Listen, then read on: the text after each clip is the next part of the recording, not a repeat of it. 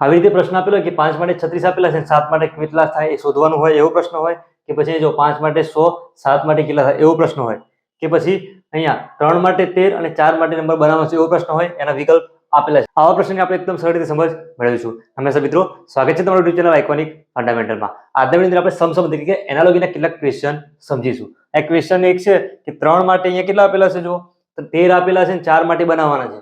3 અને 13 કેવી રીતે બને છે, તો જો 3 અને 13 બનાવવો હોય તો 3 ગુણ્યા 4 કરીએ તો 12 થાય છે. મતલબ કે 3 છે એની અંદર પ્લસ 1 કરીએ એટલે 4 થાય.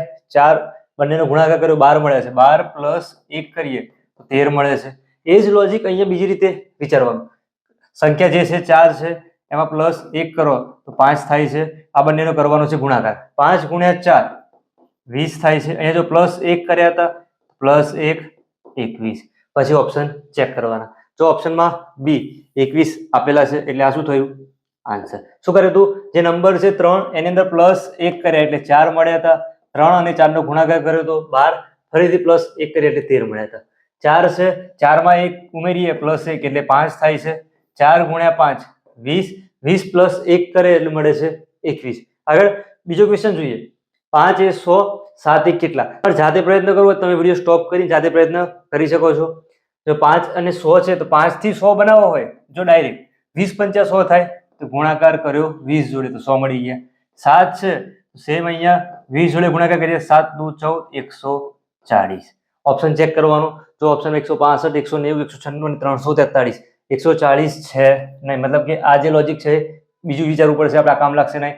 5 થી 100 કેવી રીતે આવે છે, તો 5 છે, 5 અને 100 વચ્ચે લાવવો હોય તો 5 ગુણ્યા 2 કરીએ કેટલા મળે છે, 10 મળે છે.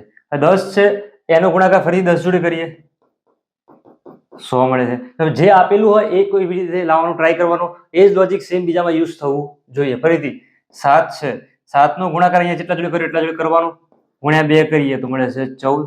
અહીંયા ગુણાકાર કર્યો તો 10 જોડે, 14 ગુણ્યા 10 કરીએ તો કેટલા મળે છે 140.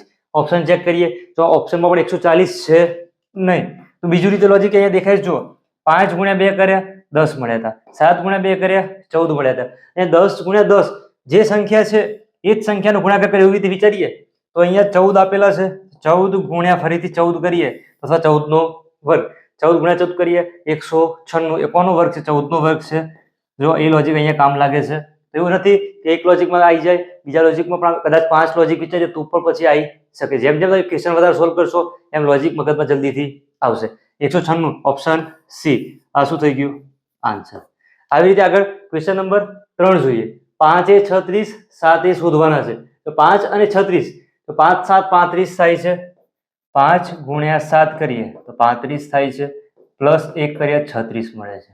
ફરીથી 7 છે, 7 ગુણ્યા 7 કરીએ 49 થાય છે, પ્લસ 1 કરીએ 50 મળે. જો 50 ઓપ્શનમાં છે તો આપેલા છે, તો એવી રીતે આપણો આન્સર શું થશે, 50 થશે. તો આવી જ રીતે એકદમ પાયાનું ગણિત હોય, રીઝનિંગ હોય કે નવોદયની તૈયારી કરવા માટે ચેનલ યુટ્યુબ ઉપર સબસ્ક્રાઇબ કરજો. વિડીયો પસંદ આવ્યો હોય, વિડીયો લાઈક કરીએ તો આ મિત્રો સાથે શેર કરજો.